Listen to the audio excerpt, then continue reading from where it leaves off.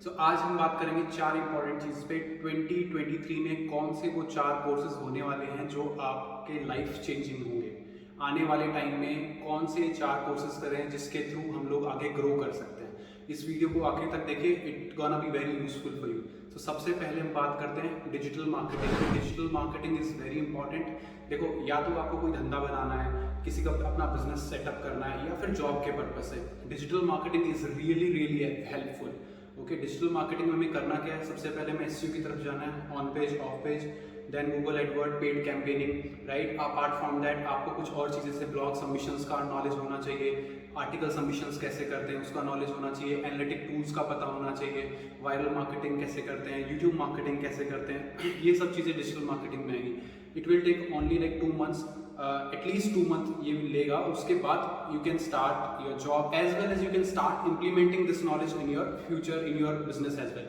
तो दूसरी बात करते हैं हम लोग फुल स्टैक डेवलपमेंट की। तो दूसरा इंपॉर्टेंट कोर्स हो सकता है फुल स्टैक डेवलपमेंट हो सकता है। फुल स्टैक डेवलपमेंट में फ्रंट एंड बैक एंड है। फ्रंट एंड में आपको react JS, HTML, CSS, bootstrap, और बैकएंड में आपको Node.js, Express.js, MongoDB का नॉलेज होना चाहिए, राइट। और उसके साथ एटलीस्ट 3 से 4 प्रोजेक्ट बनाओ, और सभी प्रोजेक्ट्स को कम से कम एटलीस्ट गिट पे तो डाल दो, सो दैट सामने वाले बंदा जब आप गिट पे प्रोजेक्ट डालते हो और कहीं जॉब के लिए जाते हो तो it's look very presentable, right, कि बंदे ने प्रैक्टिकली जॉब नॉलेज ले रखा है और उसको पता है। अगर आप इंटर्नशिप के लिए भी जा रहे हो तो भी यार वो चीज़ गिट पे होनी ही होनी चाहिए, बहुत इंपॉर्टेंट है आज के टाइम पे। मैं देखता हूँ बच्चे कोर्स तो कर लेते हैं और उसके बाद फिर गिट पे उनका कुछ अकाउंट नहीं होता, कोई प्रोफाइल नहीं होती।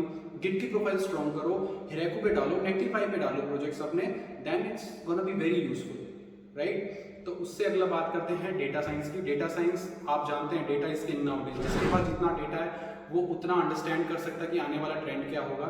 लेट्स सपोज अगर बात करें कि अगर मेरे पास डेटा है और 10,000 लोगों का डेटा है और 10,000 लोग क्या रूटीन फॉलो कर रहे हैं, तो उसी हिसाब से हम लोग एड्स भी चला सकते हैं, राइट। सो डेटा साइंस में बात करते हैं पाइथन, नमपाई, पांडास, राइट। उसके अलावा कुछ टूल्स आप सीबॉन वगैरह यूज़ कर सकते हो। एमएल का थोड़ा पर्टिकुलर नॉलेज होना चाहिए, और प्रोजेक्ट्स भी इंपॉर्टेंट है। पाइथन के कम से कम 4 से 5 प्रोजेक्ट, एक्सेल से कैसे फाइल कन्वर्ट करके डेटा उसका क्रंच कर सकता है, डेटा क्लीन कैसे कर सकते हैं, डुप्लीकेट डेटा कैसे डिलीट कर सकते हैं, सो दैट वो इफेक्ट ना दे, नल रिजल्ट को इफेक्ट ना करे आपके, ठीक है। तो ये डेटा साइंस की बात है। अब चौथा और आखिरी है क्लाउड कंप्यूटिंग। क्लाउड कंप्यूटिंग क्या है यार? क्लाउड कंप्यूटिंग का बड़ा ही सिंपल सा फंडा है। क्लाउड कंप्यूटिंग इज लाइक जहाँ पे हम लोग पहले क्या करते थे, एक सर्वर स्टैब्लिश कर लेते थे अपने ही घर पे या फिर अपने ऑफिस में, एक सर्वर, बड़ा सर्वर स्टैब्लिश, उसकी कॉस्टिंग बहुत होती है। जब से क्लाउड कंप्यूटिंग कॉन्सेप्ट आया, AWS, Azure, गूगल क्लाउड ने बोला यार एक काम करो, आप बड़ा स्टैब्लिश मत करो, कुछ भी छोटा सा अपना जितना आपको जरूरत है वो हम दे देंगे आपको। जैसे लेट्स सपोज हमें आपको थोड़ा सा अमाउंट की जरूरत है, जैसे लेट्स सपोज मुझे एक छोटा सर्वर की, फिजिकल सर्वर की जरूरत है, तो वो आप हमसे रेंट पे ले लो और जितना आप यूज करो उतना ही पे करो।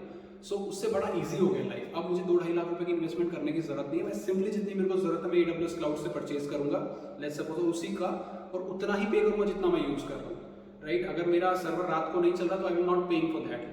बट अगर मैं इन हाउस सर्वर एस्टैब्लिश करूँ, 2-2.5 लाख रुपए कम से कम कॉस्ट है ही है, तो उससे जान बचेगी, राइट।